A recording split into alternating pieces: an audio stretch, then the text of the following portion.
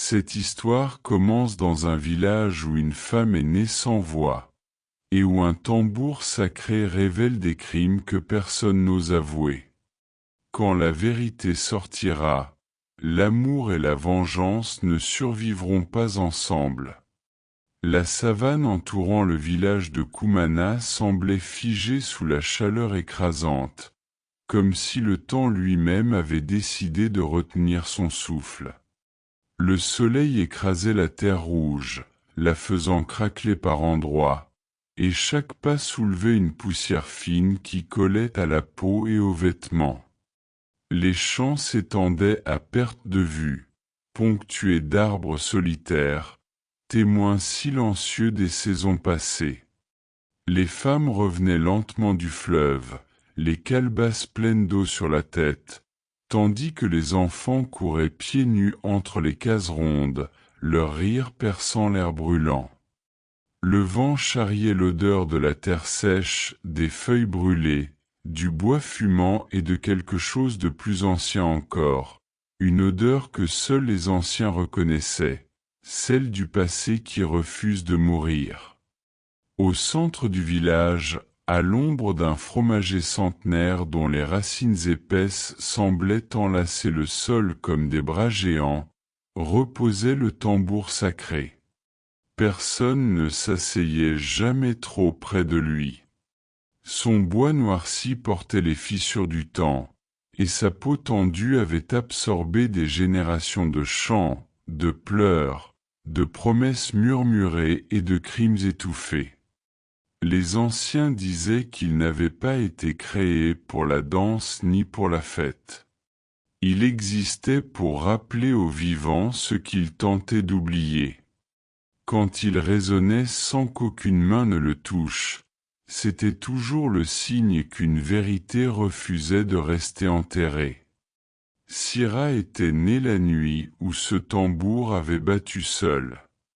Lentement, régulièrement, comme un cœur fatigué qui refuse pourtant de s'arrêter. Cette nuit-là, la lune était énorme et pâle, et les chiens avaient hurlé jusqu'à l'aube. Les femmes avaient chuchoté entre elles, les anciens avaient échangé des regards lourds de sens. Depuis ce jour, aucun son n'était jamais sorti de la bouche de Syrah.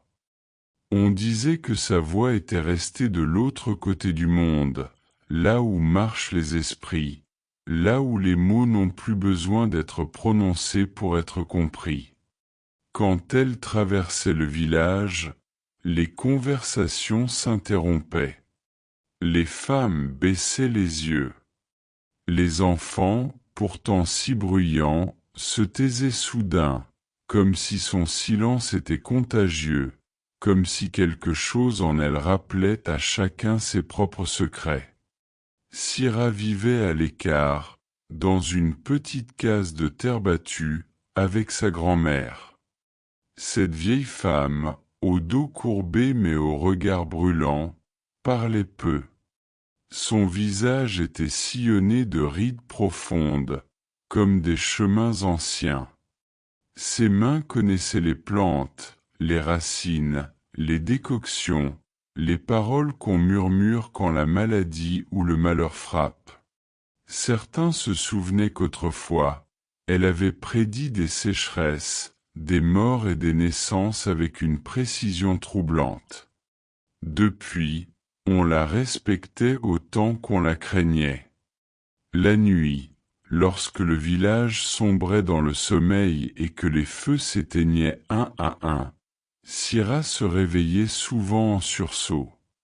Dans ses rêves, le tambour l'appelait. Pas avec un bruit violent, mais avec un battement sourd et profond, qui résonnait dans sa poitrine comme s'il avait remplacé son propre cœur. Parfois, elle se levait sans allumer de lampe et marchait jusqu'à la clairière sacrée, pieds nus sur la terre fraîche, guidée par une force qu'elle ne comprenait pas. Là, elle posait sa main sur le bois ancien, et les images venaient. Toujours les mêmes.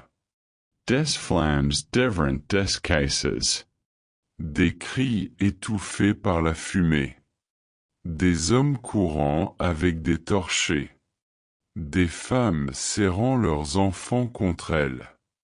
Et au milieu de tout cela, un ordre prononcé d'une voix froide.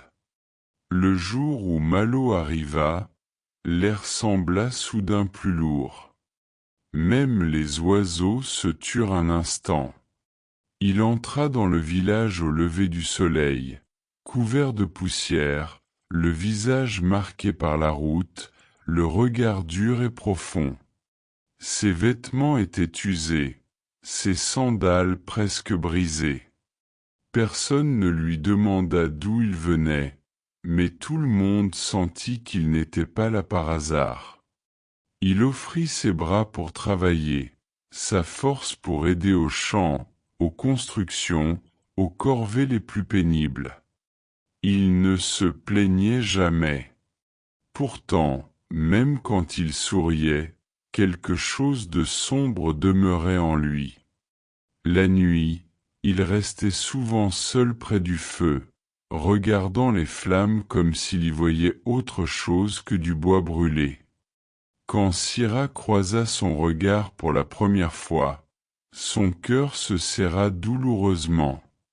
Une étrange familiarité la traversa, comme un souvenir qu'elle n'avait jamais vécu. Malo, lui, fut troublé par cette jeune femme silencieuse.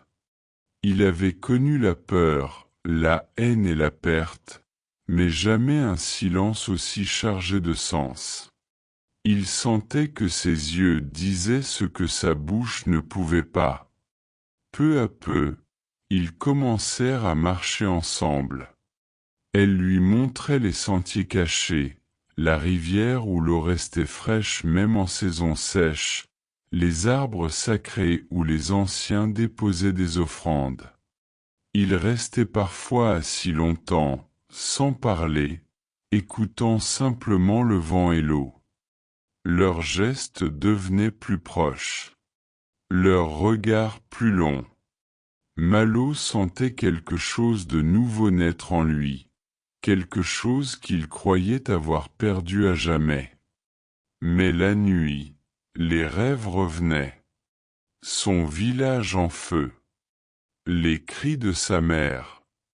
La main de son père le poussant vers la forêt en lui ordonnant de courir sans jamais se retourner. Chaque battement du tambour, réel ou imaginaire, nourrissait sa colère ancienne.